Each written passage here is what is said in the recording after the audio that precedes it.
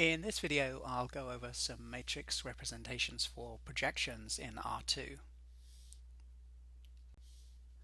So let's start with the matrix F here, 1, 0, 0, 0. Multiply that by an arbitrary vector in R2, x, y, and what do we get? So we're just going to get x for the x coordinate, but the y coordinate will always be 0. So in terms of this diagram here, this point is going to stay with its x coordinate and just collapse to the x-axis here because y is 0. So it's going to end up here,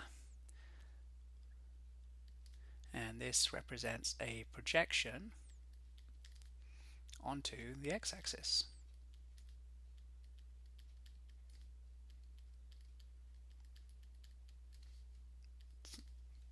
Equivalent to projection onto the line y equals 0.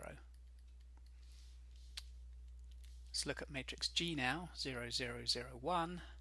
Multiply that by an arbitrary vector in R2, and we're going to have 0 for the x coordinate and y for the y coordinate. So now this point here is going to just collapse onto the y-axis. So it's going to get projected onto the y-axis like this. So it's going to end up here. And so this matrix G represents a projection onto the y-axis, equivalent to projection onto the line x equals 0. What about a general projection onto a line with a direction vector d, d1, d2? So let's first project the E1 vector, 1, 0, and if we apply the formula for projecting E1 onto D, this is what the formula looks like: inner product of D with E1 divided by inner product of D with itself, and that as a scalar gets multiplied by the vector D. So let's see what that looks like. So we're going to have inner product of D with E1 will just be D1, and then inner product of D with itself will be D1 squared plus D2 squared.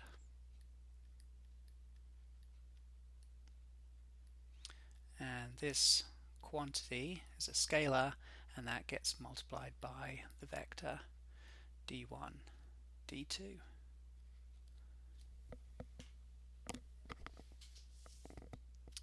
Let's look at projecting the vector E2 now to get the other column of the matrix. So just apply the formula for a projection of E2 onto D, and we get this formula. And if we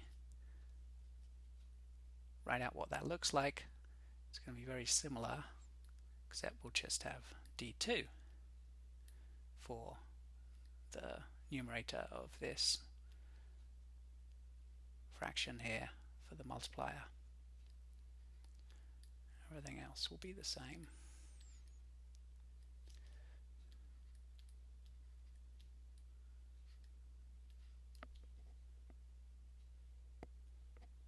Okay, so if we put these two things together, what are we going to have? So let's write this as a matrix. So for the top left element of this matrix, we're going to have d1 times d1, so we're going to have d1 squared. Actually, let me just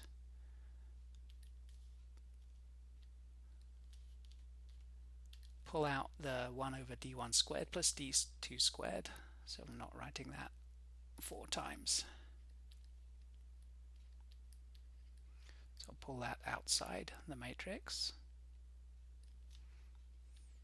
Okay, and then the top left element, we're going to have d1 times d1, so d1 squared.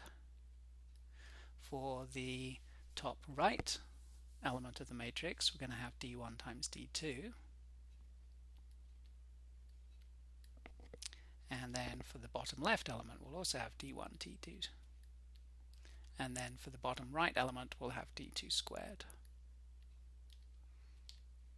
And these numbers are just coming from multiplying d1 by d1, and then d1 by d2, and then d2 by d1, and d2 by d2. That gives the four elements of the matrix H when we pull out the common factor 1 over d1 squared plus d2 squared.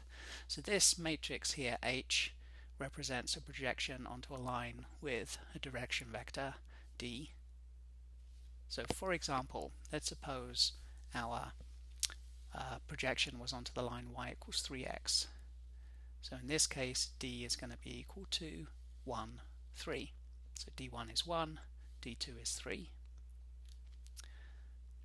So then the projection matrix here will be, so d1 is 1, d2 is 3, so 1 over d1 squared plus d2 squared is going to be 1 over 10,